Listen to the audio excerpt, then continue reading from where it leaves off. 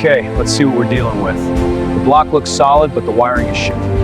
Check the compression on that cylinder. On it, almost there. Good. Okay, hook's on, pull it. Got it, making it tight. Check the slack, looks good. All right, it's secure.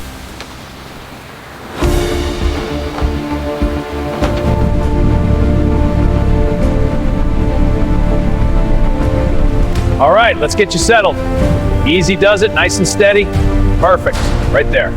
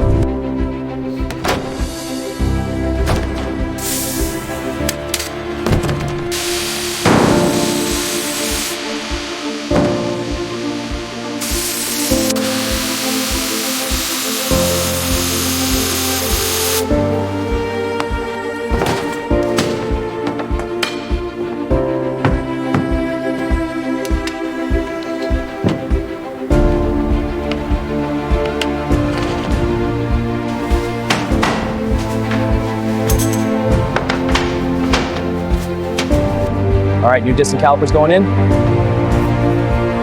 That's torque right, upgrade complete.